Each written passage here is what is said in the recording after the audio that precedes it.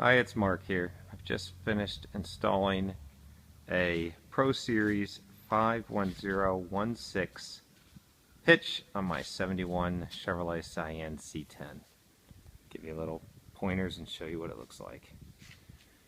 This Pro Series hitch is a universal hitch, which you really don't realize when you're buying it, but it's made with brackets here that have a 90-degree angle on them at the top where they hit the frame, and then they bolt to the centerpiece.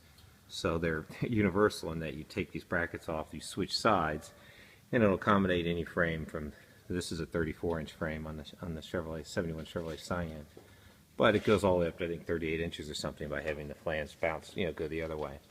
So this is a custom fit hitch, totally in the fact that you have to drill all the holes, etc.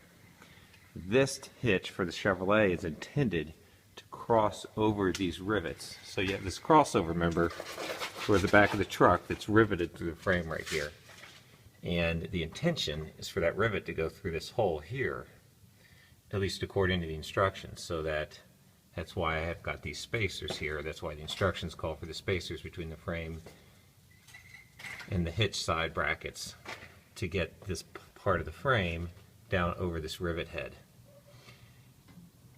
So, and that all makes sense until you try to install it.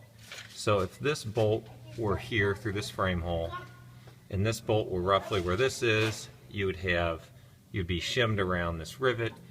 This back bolt would be probably right in that hole. You'd think this is great. That's going to line up, that's going to line up. I only have to drill one hole. If any, I didn't have to drill this hole. The whole thing may actually line up nicely. But when you do all that, your hitch ends up a foot underneath your truck. So you can see where mine is already. It's actually underneath the license plate. So the rear bumper's here, license plate here. I'm already an inch inside the license plate, which means my safety chains and, this whole hitch is, at this point, a good 6 inches closer to the front of the truck than you want it to be. For my particular case, I've got a classic truck. I don't want a big receiver sticking out of the back of it. I don't mind the fact that it's up underneath it and it's going to be inconvenient to use. But for somebody that's wanting a proper installation, this is not a good fit. This hitch is not a good fit for a 71 Cheyenne, which is I think 67 through 72 is the years they use this frame.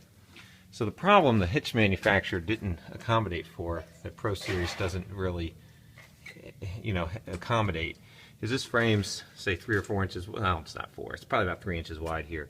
Right after this cross member, it significantly reduces in size to, say, 1.5 inches or something.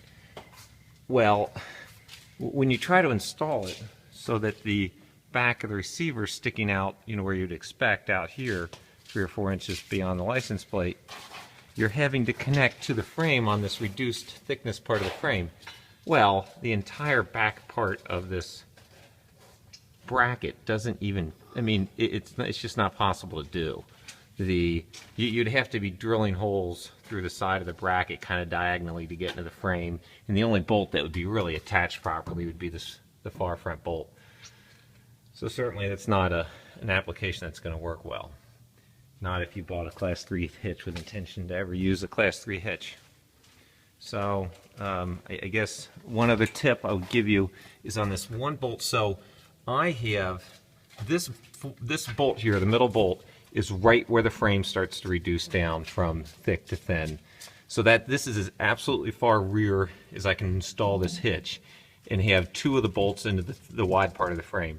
The third bolt I've had to put at, not really an angle, this one looks like it's slightly bent, but you can see this one over here, it's not, it's vertical, but it's back in that thin part of the frame. So I've had to elongate this third hole to, so I had to drill through this bracket, of course, which the instructions tell you you're not allowed to do or not to do. And then I've had to take this washer here and make it into, grind the edge of it to make it more like a D, so that the washer can go up flush. You can probably see it better on this one, if you can see, but this washer's been ground on the edge over here so that the washer's flat up against here and the nut can still go on, and yet your top part is looking good there. Alright, for this to work I had to adjust the bumper. I'm sure you'll have to as well. The bumper is pretty easy, a couple brackets here, and you could move the bumper up and down slightly. I had to move the bumper up about a ½ inch to a ¼ inch.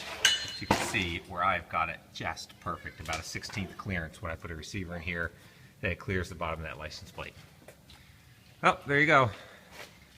This is a 71, but 67 through 72 Chevrolet.